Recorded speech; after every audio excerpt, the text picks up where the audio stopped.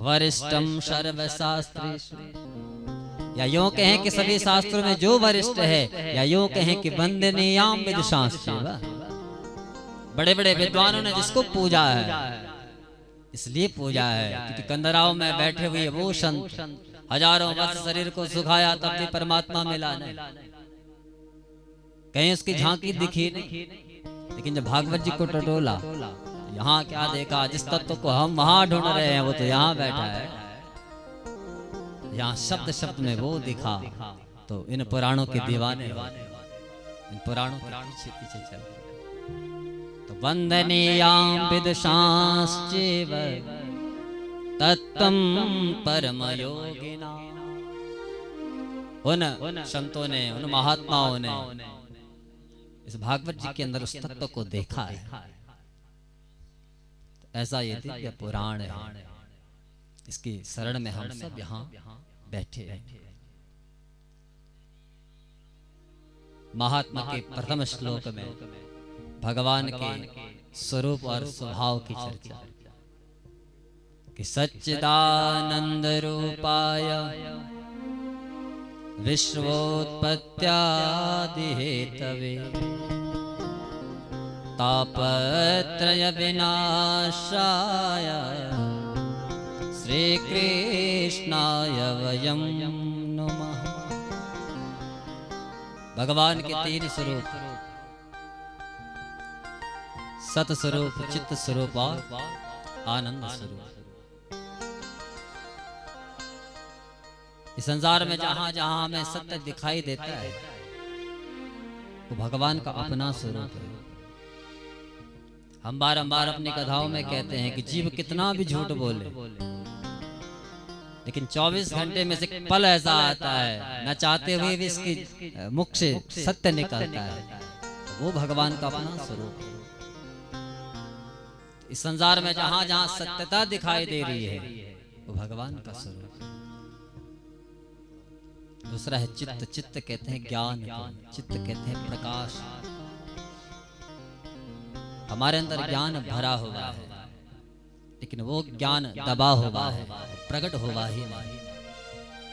इसलिए नहीं हुआ क्योंकि कभी हम सत्संग में गए ही नहीं, कभी हमने सत्संग को सुना ही नहीं।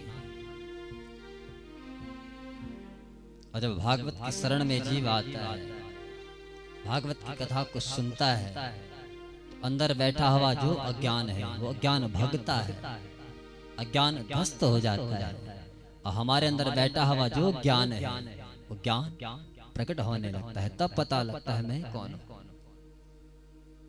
क्योंकि भागवत जी तो तीन वस्तुओं का बोध कराती है, वास्तवो जीव, वास्तवी माया और वास्तवम जगत।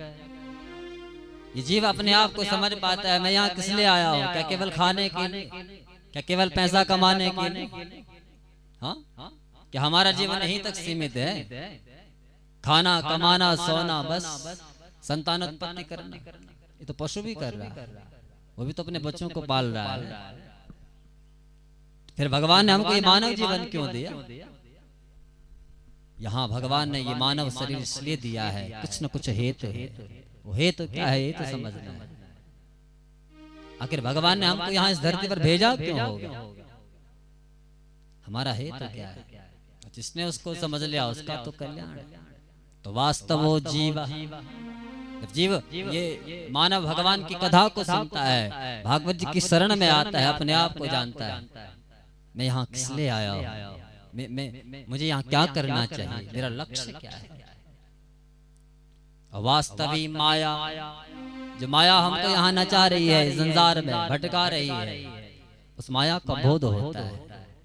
और तीसरा है वास्तवम जगत, जो संसार है, जिस संसार में हम खा रहे हैं, पी रहे हैं, सो रहे हैं, नाच रहे हैं, गा रहे हैं, संसार का बोध होता है। तो जब जीव अपने आप को समझ गया, भगवान की माया को समझ गया, इस संसार को समझ गया, फिर तो उसका उद्धार ही होना है।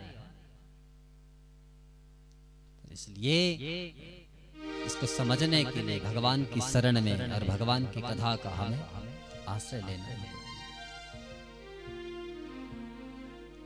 और तीसरा स्वरूप भगवान का आनंद का। आनंद इस संसार में है ही नहीं। इस संसार में जीव को पलमात्र का सुख वो मिल सकता है, लेकिन गारंटी है उसके बाद दुख मिलना ही मिलना है, क्योंकि यहाँ आनंद तो है ही नहीं। गीता में भगवान ने संसार के आगे बोर्ड लगा रखा है कि दुखालयम अशाश्वतम। वहां भगवान कहते हैं संसार तो दुख का घर है, दुखालय, दुख का आलय, दुख का घर। तो जिस संसार के आगे भगवान ने बोर्ड लगा दिया तो दुख का घर है, यहाँ आनंद कहां से मिलेगा? सुख मिल सकता है, वो भी पल मात्र। हाँ, आजकल सबके अंदर ये भाव है कि बस गांवों को छोड़ना है और शहरों में बसना है।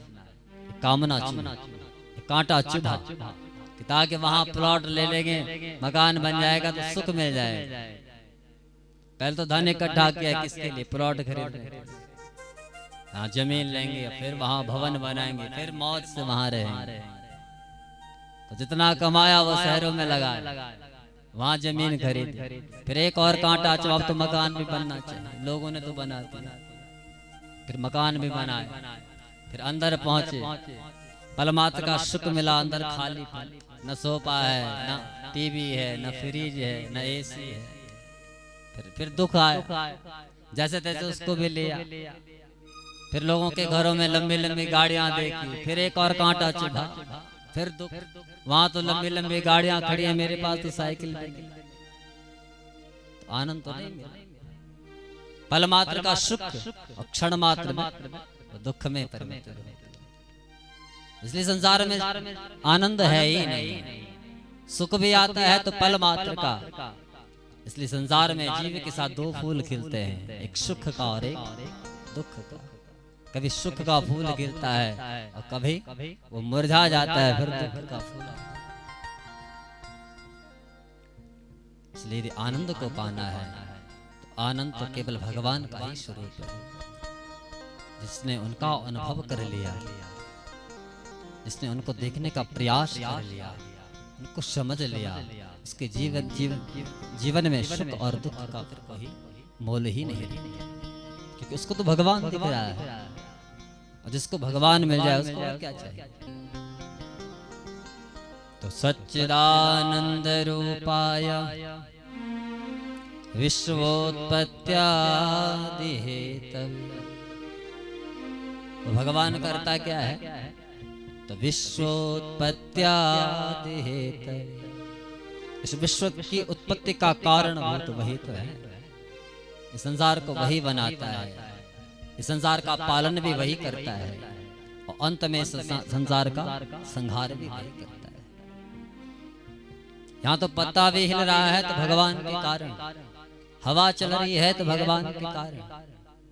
जिस दिन भगवान सूर्य को कह दें कि भैया अब तुझे उगना ही नहीं है प्रातः का, तो विचार कीजिए उस समय ये पृथ्वी उस अंधेरे में, भगवान सूर्य उदित ही न हो रहे हो, अंधकार में जीवन, हवा ही न चल रही हो, तो क्या हो? संसार तो नष्ट हो जाएगा। इसलिए कपिल देवभूत संवाद में भगवान कपिल अपनी माँ देवभूत से कहते हैं कि माँ, इस संसार में एक पत्ता भी हिल रहा है तो मेरे कारण हिल रहा है। मद भयात वाति वातोयम सूर्यस्तपति मद भया, वर्षतेन्द्रो दहत्यग्नि मृत्युश्चरति मद भया।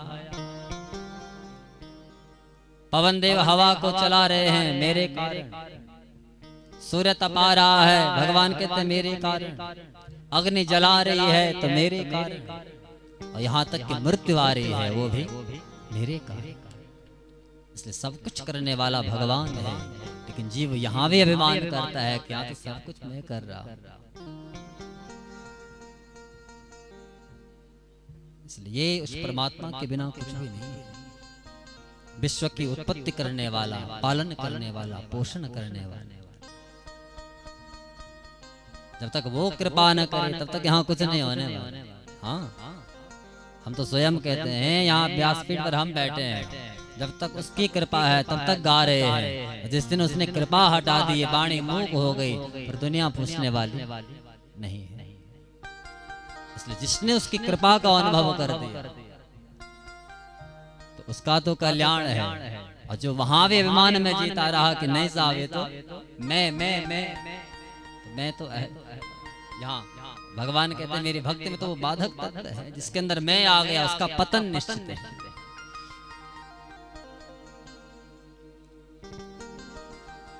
किसी ने कहा कि आप कहते हैं कि भगवान का तो आनंद स्वरूप है, लेकिन हमने देखा है जीव जिस वस्तु को बनाता है जिस समय वो नष्ट होती है उस समय उसको बड़ा कष्ट होता है। और आप कहते हैं कि भगवान का आनंद का स्वरूप है, उसके जीवन में सुख दुख तो है ही नहीं। और एक और आप कहते हैं कि वो संसार को बना रहा है, पालन कर रहा है, अंत में संहार कर रहा है। अरे जिसने संसार को बनाया उसका पालन पोषण किया, और जिस समय उसका संहार करता होगा उस समय तो कष्ट होता होगा। बड़े प्रेम से संसार को बनाया, इसका पालन पोषण किया, और जिस समय नष्ट किया उस समय दुख तो हुआ होगा। तो मानो भगवान वेद व्यास ने कहा हो कि भगवान के पास दुख है ही नहीं। बोले हम कैसे माने? एक दृष्टांत दें। एक किसान है, किसान बीज बोता है, इस भाव से बोता है आज बीज बो रहा हो, कल ये फसल बन करके तैयार हो जाए।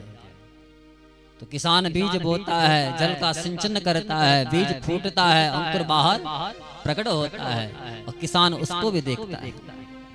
तो जो आनंद किसान को बोने में था उससे भी ज्यादा आनंद आज उस अंकुर को देखने में आ रहा है। कालांतर में जब वही बोया हुआ बीज फसल बनकर के जब तैयार होते हैं और किसान उसको भी देखता है, इतना प्रसन्न चित्त, इतना आनंद में रहता है।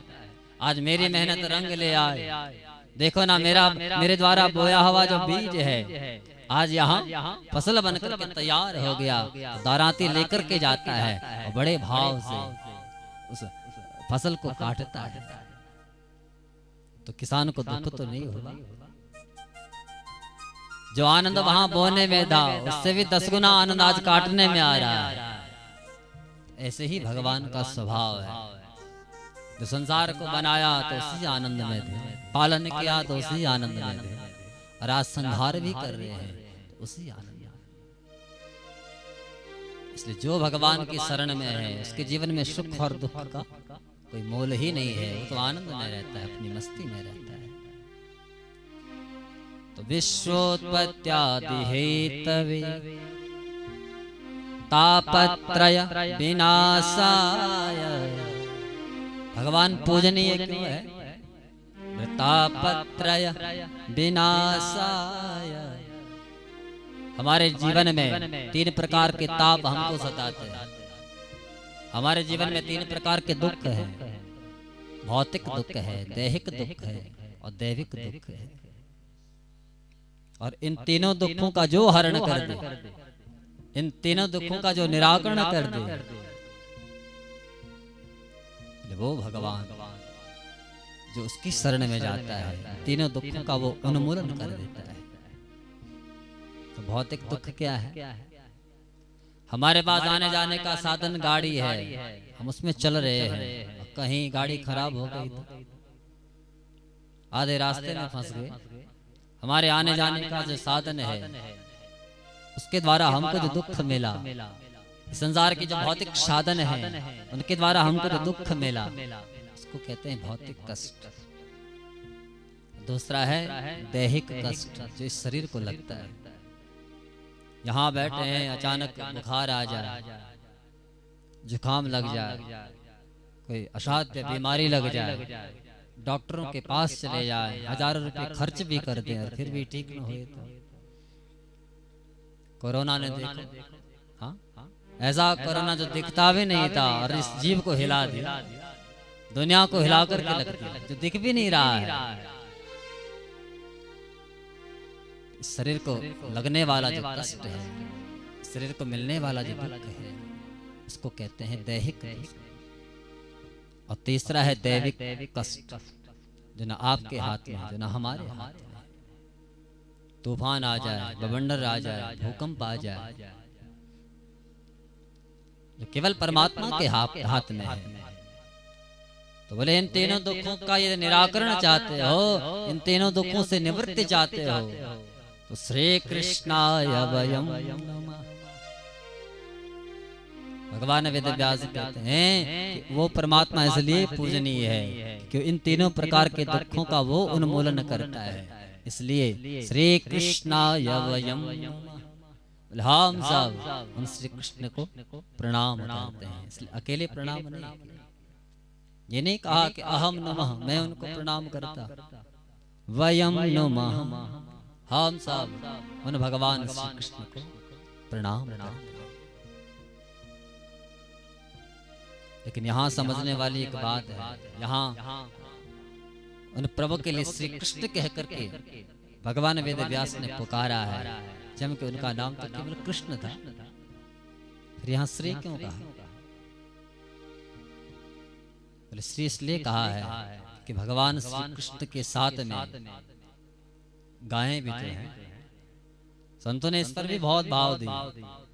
किसी ने कहा वो श्री राधा के लिए प्रयुक्त है, किसी ने कहा वो श्री लक्ष्मी के लिए प्रयुक्त है, किसी ने कहा वो श्री गाय के लिए प्रयुक्त है, क्योंकि इस धराधाम पर उस लक्ष्मी के रूप में गाय ही तो अवतरित है। या लक्ष्मी सर्वभूतानां या च देवेषु संस्थिता ता लक्ष्मी धेनु रूपेण मम शांतिं व्यपोहति। इस धराधाम पर उस गाय के रूप में जो लक्ष्मी चराचर जगत में व्याप्त है, मानो उन गाय को आगे करके भगवान वेद व्यास ने उन श्री कृष्ण को प्रणाम किया हो कि भगवान कृष्ण गायों से बहुत प्रेम करते थे। या यूं समझिए कि लक्ष्मी को साथ में रख करके मानो उन कृष्ण को यहाँ भगवान वेद व्यास ने प्रणाम किया है। तो संतों के अपने अपने भाव हैं, तो मानो भगवान वेद व्यास ने उसी भाव को यहाँ प्रकट किया हो और भगवान उन कृष्ण के चरणों में यहाँ प्रणाम किया। नैमिषारण्य की पावन भूमि में 88,000 सौनकाद ऋषि बैठे हैं और उस समय वहां भगवान वेद व्यास के परम शिष्य श्री सूत जी का वहां आगमन है। अल्प अवस्था सूत जी महाराज की, और वहां जो ऋषि बैठे हैं कोई वयोवृद्ध है, बड़े बड़े संत वहां बैठे हैं, बड़े बड़े ज्ञानी वहां बैठे हैं। और जैसे उन्होंने दूर सूत जी को आते हुए देखा, एकदम आसन त्याग दिया, अपने आसन पर खड़े हो गए, सूत जी को प्रणाम किया। लेकिन सूत जी को बड़ा आश्चर्य लग रहा है, मेरी अल्प अवस्था, जो ऋषि यहाँ बैठे हैं वयोवृद्ध हैं, पिता तुल्य ऋषि हैं, अब मुझे देख करके अपना आसन त्याग रहे हैं, क्यों? आखिर मुझ में ऐसी क्या बात है? तो इन शौनकाद ऋषियों में जो वरिष्ठ थे, कौन? श्री शौनक जी, जो ज्ञान वृद्ध भी हैं, वयोवृद्ध भी हैं। सूत जी के सामने आ, सूत जी ने पूछा कि तुमने मुझे प्रणाम क्यों किया? तुमने मुझे देख करके अपना आसन क्यों त्यागा? अगर मुझ में ऐसी आपको क्या बात दिखी? यहाँ शौनक जी की विशेषता भागवत जी में कही है, कथा अमृत रसास्वाद कुशल,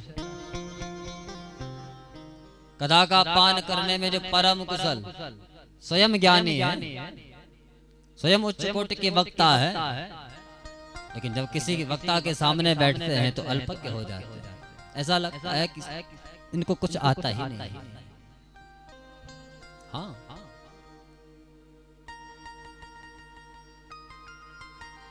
सूर्य से कहा कि महाराज हमने आपके शरीर को प्रणाम नहीं किया। बोले फिर?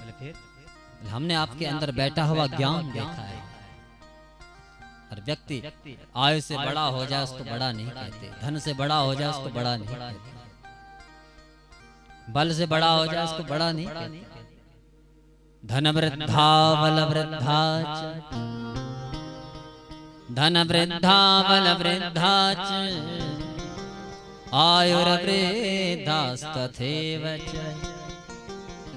ते सर्वे ज्ञान वृद्धाश्च, किंकरा शिष्य किंकरा। धन वृद्धा, हमारे जीवन में खूब वैभव आ जाए, खूब धन आ जाए तो क्या हम बड़े हो गए? नहीं। बल वृद्धा, खूब बल पराक्रम आ गया तो क्या हम बड़े कहलाएंगे? बोले नहीं। हमें हमारी उम्र 80-85 वर्ष 100 वर्ष के हम हो गए, बात करते हैं बच्चों जैसे, तो क्या हम बड़े कहलाएं? ते सर्वे ज्ञान वृद्धाश्च किंकरा शिष्य किंकरा। इन सबसे श्रेष्ठ ज्ञान वृद्ध, चाहे 5 वर्ष का बालक हो, 10 वर्ष का बालक हो, ज्ञान की चर्चा करे तो उस समय वो हमसे बड़ा है। ते सर्वे ज्ञान वृद्धाश्च, सबसे बड़ा वो है जिसके अंदर ज्ञान की वृद्धता है, जिसके अंदर ज्ञान भरा हुआ है, वो सबसे बड़ा है। इसलिए सौनक जी ने कहा हमने आपके शरीर को प्रणाम नहीं किया, भले ही आपकी अल्प अवस्था है, लेकिन हमने आपके अंदर बैठा हुआ जो ज्ञान है उस ज्ञान को देखा है। जहाँ आप चलते हैं और ज्ञान का प्रकाश जब वहाँ प्रकाशित होने लगता है, वहाँ बैठा हुआ जो अज्ञान है ध्वस्त होने लगता है। अज्ञान ध्वांत विध्वंस कोटि सूर्य सम प्रभा, सूताख्या हि कथा सारम मम कर्ण रसायनम। महाराज आपके अंदर बैठा हुआ जो ज्ञान है, ऐसा लगता है कि करोड़ों ज्ञान के सूर्य आपके अंदर बैठे हुए हैं। इसलिए हम चाहते हैं आप हमारे मध्य में आए, तो सूताख्या हि कथा सारम, ऐसी कथा आप हमको पिला दीजिए जो केवल कथा न हो, जो रसायन का काम कर जाए। केवल ऐसा न हो इन कानों से सुना और दूसरे कान से बाहर, ऐसी कथा नहीं। कथा ऐसी हो जो इन कानों के द्वारा अंदर जाए और वहां रसायन का काम कर जाए, दवाई का काम कर जाए। हमारे अंदर बैठा हुआ जो रोग है उस रोग को मिटा दे। तो वो रोग क्या है इसकी हमने अभी चर्चा की, भवरोग। इस भवरोग से तो जीव को मुक्त करा दे, ऐसी पावन कथा। सौनक जी ने कहा मुझे पता है संसार में 2 चीजें बड़ी दुर्लभ, जिनका दर्शन प्रत्येक जीव चाहता है और दोनों का अपना अपना स्वभाव है। एक कल्प वृक्ष का और एक चिंतामणि का। कल्प वृक्ष के सामने बैठ करके जो मनोरथ रखेंगे वो पूर्ण होना है, और चिंतामणि का भी अपना स्वभाव है। तो चिंतन करेंगे तो स्वर्ग की संपदा भी धरती पर प्रकट हो सकती है। लेकिन सौनक जी कहते हैं कि वो प्रभाव तो चिंतामणि में दिखता है, न कल्प वृक्ष में दिखता है। जो प्रभाव आपके अंदर बैठा हुआ जो ज्ञान है उसमें हमको दिख रहा है।